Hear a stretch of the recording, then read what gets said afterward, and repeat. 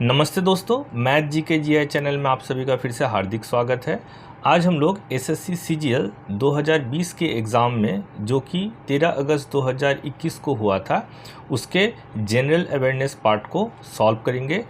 सिर्फ general awareness ही नहीं, हम लोग इसके बाद English, GI and reasoning, math सभी पार्ट को 10 इयर्स जितने रहते हैं उन सभी प्रश्नों का हम लोग समाधान करेंगे। तो साथ में रहिए, इस चैनल को ज़रूर सब्सक्राइब कर लीजिएगा। आशा करता हूं जो आप लोगों को अच्छा लगेगा। तो चलिए हम लोग शुरू करते हैं पहले सवाल से। प्रश्न 1 को देख लेते हैं। निम्नलिखित में से किस वर्ष अखिल भारतीय हरिजन सेवक संघ की स्थापना की गई थी? 1928, 1942, 1919 या 1932? तो देखिए, हरिजन सेवक संघ एक नॉन प्रॉफिटेबल ऑर्गेनाइजेशन है और इसकी स्थापना महात्मा गांधी जी ने सन 1932 ईस्वी में की थी। ये संस्था भारत के दलित वर्गों के उत्थान के लिए कार्य करता है। तो कौन सा होगा तब ऑप्शन? ऑप्शन हो जाएगा डी, जो कि है 1932 ईस्वी में। अब चलिए हम लोग प्रश्न 2 को देख लेते हैं। क्रिकेट में बल्लेबाज के पीछे निम्नलिखित में से कौन सी क्षेत्ररक्षण स्थिति है? तो चलिए, हमको पूछा गया बल्लेबाज के पीछे कौन सा मेरा पोजीशन होता है। तो ए दे के रखा mid wicket, B first slip, C cover, D mid off. तो देखिए, फर्स्ट स्लिप जो होता है वो बल्लेबाज के पीछे का जो है पोजीशन ये होता है। इसके अलावे देखिए, मिड विकेट, कवर और मिड ऑफ जो होता है वो बल्लेबाज के सामने या साइड में रहता है। अब हम लोग प्रश्न 3 को देख लेते हैं। देखिए 3 में क्या कहा गया है? रेमंड मैग्सेसे पुरस्कार डैश वर्ष में स्थापित किया गया था। ए है 1962, फिर है 1965, 1957, 1982। तो देखिए, रेमंड मैग्सेसे पुरस्कार की स्थापना 1957 ईस्वी में किया गया था। और रेमंड मैग्सेसे कौन थे? रेमंड मैग्सेसे थे फिलीपाइंस के पूर्व राष्ट्रपति। तो इसका ऑप्शन जो है वो सी हो जाएगा, जो कि 1957 दे के रखा है। अब प्रश्न 4 को देख लेते हैं। कौन सा निम्नलिखित बौद्ध स्थलों में से उत्तर प्रदेश में स्थित है? तो चलिए देख लेते हैं। एक है सारनाथ, फिर दूसरा है कारले, सांची और अमरावती। तो इसमें उत्तर प्रदेश में जो स्थित है वो होगा सारनाथ। और ये सारनाथ कहाँ है? ये सारनाथ है बनारस से लगभग 10 किलोमीटर दूर उत्तर पूर्व में स्थित है ये सारनाथ। तो ऑप्शन हो जाएगा ए। अब हम लोग प्रश्न 5 को देख लेते हैं। देखिए, बोल कर रखा है सिखों का प्रसिद्ध तीर्थ स्थल श्री हरमिंदर साहिब कहाँ स्थित है? तो श्री हरमिंदर साहिब को हम लोग गोल्डन टेम्पल के नाम से भी हम लोग जानते हैं। तो ये कहाँ है देख लेते हैं। एक दे के रखा है अमृतसर, फिर मनाली, जलंधर और पटना। तो देखिए, ये श्री हरमिंदर साहिब या गोल्डन टेम्पल ये पंजाब में स्थित है और पंजाब के कहाँ पे है? अमृतसर में। तो ऑप्शन ए होगा अमृतसर, जो दे के यहाँ पे रखा है। अब हम लोग प्रश्न 6 को देख लेते हैं। देखिए, गर्भनाल में कितनी धमनियाँ होती है? तो गर्भनाल में धमनियों की संख्या हमको पूछा गया है। क्या क्या दे के रखा है? 3, 4, 1, 2। तो देखिए, गर्भनाल में कुल क्या होती है? 2 धमनियाँ होती है और 1 नस होता है। तो हमको यहाँ पे पूछा गया धमनियाँ, तो ये हो जाएगा ऑप्शन डी, जो यहाँ पे दे के रखा है। अब हम लोग प्रश्न 7 को देख लेते हैं। डैश राष्ट्रीय उद्यान लद्दाख में है? तो यहाँ पे ऑप्शन दे के रखा है गिर, बी मानस, सी नामदफा, डी हेमिस। तो देखिए, इसमें जो हो जाएगा वो है हेमिस। और हेमिस क्या है? लद्दाख में स्थित सबसे ऊंचा क्या है? राष्ट्रीय उद्यान है। और ये उद्यान विश्व प्रसिद्ध इसलिए भी है क्योंकि यहाँ पे स्नो लेपर्ड भी यहाँ पे मिलता है। तो यहाँ पे हो जाएगा ऑप्शन जो डी दे के रखा है वो है हेमिस। अब हम लोग प्रश्न 8 को भी देख लेते हैं। देखिए, बोल के रखा है जो निम्नलिखित में से किसने जनवरी 2021 में गुलमर्ग में 10वीं राष्ट्रीय आइस हॉकी चैंपियनशिप ट्रॉफी जीती थी? तो क्या क्या ऑप्शन है देखते हैं। केंद्रीय रिजर्व पुलिस बल, जिसको हम लोग सीआरपीएफ बोलते हैं, भारत तिब्बत सीमा पुलिस, जिसको आईटीबीपी बोलते हैं, सी भारतीय राष्ट्रीय राजमार्ग प्राधिकरण NHAI, जिसको हम लोग बोलते हैं, और डी केंद्रीय औद्योगिक सुरक्षा बल, जिसको CISF हम लोग बोलते हैं। तो देखिए, 10वीं जो राष्ट्रीय आइस हॉकी चैंपियनशिप हुआ था जनवरी 2021 में, उसको जीता था आईटीबीपी ने। तो हो जाएगा ऑप्शन बी, जो कि भारत तिब्बत सीमा पुलिस आईटीबीपी दे के रखा है। अब हम लोग प्रश्न 9 को देख लेते हैं। तो देखिए, निम्नलिखित में से कौन सा अनुच्छेद भारत का संविधान राष्ट्रपति को अध्यादेश जारी करने की शक्ति प्रदान करता है? तो कौन सा अनुच्छेद होगा? अनुच्छेद 77, अनुच्छेद 111, अनुच्छेद 123 और अनुच्छेद 143 दे के रखा है। तो इसमें हो जाएगा जो भारत के राष्ट्रपति को कानून बनाने की जो शक्तियाँ दे के रखा हुआ है वो है अनुच्छेद 123 में, जो कि ऑप्शन सी में दे के रखा है। अब हम लोग प्रश्न 10 को देख लेते हैं। आलूयट्टू डैश राज्य से एक लोक नृत्य है। तो आलूयट्टू किस राज्य का लोक नृत्य है ये बताना है। तो चलिए देख लेते हैं ऑप्शन। 1 केरला, बी हरियाणा, सी गोवा, डी नागालैंड। तो ये हो जाएगा आलूयट्टू नागालैंड राज्य की एक लोक नृत्य है। प्रश्न नंबर 12, लोगों के सदन में अनुसूचित जातियों और अनुसूचित जनजातियों के लिए सीटों के आरक्षण की अवधारणा को भारत का संविधान के किस अनुच्छेद में हाईलाइट किया गया है? तो यहाँ दे के रखा है अनुच्छेद 345, अनुच्छेद 326, अनुच्छेद 361 और अनुच्छेद 330। तो ये हो जाएगा अनुच्छेद 330 होगा, जो कि अनुसूचित जातियों और अनुसूचित जनजातियों के लिए सीटों का आरक्षण किया गया था। वो हो जाएगा 330 अनुच्छेद। 13 को देखते हैं। निम्नलिखित में से कौन ब्रह्मपुत्र नदी की एक सहायक नदी है जो भूटान से होकर बहती है? तो दे के रखा है अय्यरवाड़ी नदी, चिंदविन नदी, वांगचू नदी और सीताऊं नदी। तो इसमें हो जाएगा देखिए वांगचूक नदी। ये क्या करती है? ये भूटान से होते हुए फिर भारत में प्रवेश करती है और फिर बांग्लादेश में चली जाती है। तो ये हो जाएगा ऑप्शन सी, जो कि देके रखा है वांगचू नदी।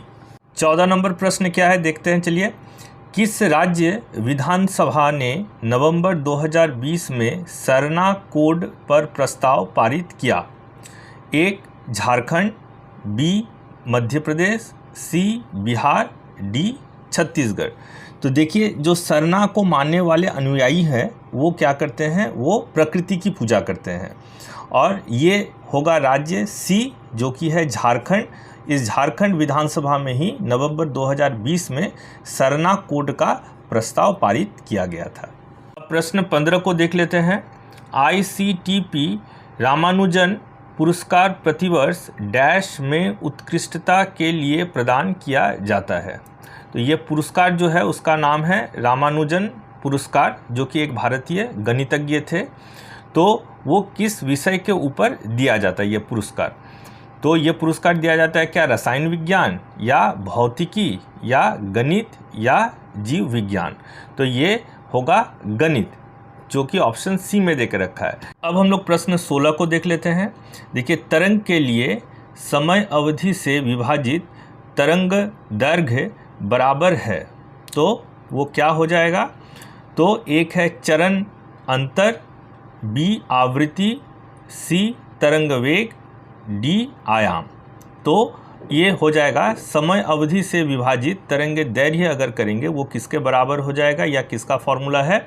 वो हो जाएगा तरंग वेग का फॉर्मूला, जो कि ऑप्शन सी में दे के रखा है। अब प्रश्न 17 को देख लेते हैं। देखिए, सेल के तहत निम्नलिखित में से किस स्थान पर एक स्टील प्लांट स्थित है? तो देखिए, सेल का फुल फॉर्म क्या होता है? Steel authority of India limited. तो किस स्थान पे एक स्टील प्लांट है ये हमको बताना है। तो देखिए, सबसे पहले ये भी हम लोग जान लेते हैं, सेल के पास 5 इंटीग्रेटेड स्टील प्लांट जगह है। क्या क्या? एक भिलाई में होता है, बोकारो, बर्नपुर, दुर्गापुर और राउरकेला में होता है। ये हो गया 5 जो है इंटीग्रेटेड स्टील प्लांट है, टोटल 5 इंटीग्रेटेड। और क्या होता है, 3 जो है वो स्पेशल स्टील प्लांट है। वो कहाँ कहाँ? एक दुर्गापुर, सलीम और भद्रावती। ठीक है। और एक जो है वो है फेरो अलॉय का मैन्युफैक्चरिंग होता है, वो है चंद्रपुर में होता है। तो चलिए ये जस्ट जानने के विषय के हिसाब से मैंने आप लोगों से शेयर किया, लेकिन हमको यहाँ पे पूछा गया है जो कहाँ पे एक स्टील अथॉरिटी का प्लांट है सेल का, तो ये हो जाएगा भिलाई में, जो कि ऑप्शन ए में देके रखा है। अब प्रश्न 18 को देख लेते हैं। देखिए, चंद्रनगर या चंदन नगर 23 मार्च 1757 को ब्रिटिश नौसेना द्वारा कब्जा कर लिया गया एक उपनिवेश था। हमको पूछा गया है जो किनका उपनिवेश था जिनका ऊपर कब्जा ब्रिटिश नौसेना सन 1957 ईस्वी में 23 मार्च को कर लिया था। तो ऑप्शन मेरा दे के रखा है डेनिश, बी फ्रेंच, सी डच और डी पुर्तगाल। तो ये हो जाएगा फ्रेंच लोग के साथ उन लोग का युद्ध हुआ था, और यह युद्ध पिछले 7 सालों से चलने के बाद कंप्लीट हुआ था और 23 मार्च 1757 ईस्वी में वो ख़त्म हुआ था। अब प्रश्न 19 को देख लेते हैं। देखिए, एक ऑटोट्रॉफिक जीव की कार्बन और ऊर्जा आवश्यकताओं को पूरा किया जाता है किससे? एक है हरकत, दूसरा प्रकाश संश्लेषण, सी श्वसन और डी ग्लाइकोजेनिक्स। तो देखिए, ऑटोट्रॉफिक जीव का मतलब है स्वपसी जीव, तो इसका जो है आवश्यकताओं को जो पूरा करता है वो है प्रकाश संश्लेषण, जो कि देके रखा है ऑप्शन बी में। अब हम लोग प्रश्न नंबर 20 को देख लेते हैं। देखिए, 2020 में संयुक्त राष्ट्र ने सबसे खतरनाक पदार्थों की श्रेणी से कैनबिस और कैनबिसराल के लिए एक प्रस्ताव पारित किया। निम्नलिखित में से कौन सा देश मतदान में अनुपस्थित था? तो ऑप्शन है रूस, बी भारत, सी यूएस और डी यूक्रेन। तो देखिए, मतदान से जो अनुपस्थित था वो एकमात्र एक देश था, वो है यूक्रेन। तो ऑप्शन डी में देकर रखा है। अब प्रश्न नंबर 21 को देख लेते हैं। देखिए, उड़ीसा का सूर्य मंदिर 12वीं शताब्दी ईस्वी में निम्नलिखित में से किस सम्राट द्वारा बनाया गया था? तो उड़ीसा में जो सूर्य मंदिर है वो कौन सा सम्राट बनाया था? तो चलिए ऑप्शन को देख लेते हैं। ए दे के रखा है खारवेल, बी नरसिम्हा देव प्रथम, सी विजय सेना और डी धर्मपाल। तो देखिए, सूर्य मंदिर को बनाया था नरसिम्हा देव प्रथम, तो ऑप्शन बी होगा। अब प्रश्न 22 को देख लेते हैं। निम्नलिखित अर्थशास्त्रियों में से किसने हिंदू दर की वृद्धि शब्दावली गढ़ी थी? तो चलिए देख लेते हैं। ए दे के रखा है बिमल जालान, बी ओमियो कुमार बागची, सी विजय केलकर और डी राज कृष्णा। तो ये ऑप्शन डी ही होगा, राज कृष्णा, जो कि एक भारतीय इकोनॉमिस्ट भी थे। तो ऑप्शन डी होगा राज कृष्णा। इसको देख लेते हैं। निम्नलिखित में से कौन अंतर्जात बलों का परिणाम नहीं है? तो देखिए, अंतर्जात बल का मतलब हो गया एंडोजेनिक फोर्स। तो कौन सा ऑप्शन होगा? देके रखा है ए भूस्खलन, बी समुद्री लहरें, सी ज्वालामुखी विस्फोट और डी भूकंप। तो आंसर होगा अंतर्जात बलों का जो परिणाम नहीं है वो होता है समुद्री लहरें। तो ऑप्शन बी होगा जो यहाँ पे देकर रखा है। हम लोग प्रश्न 24 को देख लेते हैं। देखिए, बोल कर रखा है विस्कोस फाइबर सेल्यूलोज डैश से प्राप्त होता है। मतलब विस्कोस फाइबर सेल्यूलोज कहाँ से प्राप्त होता है? तो ऑप्शन देख लेते हैं।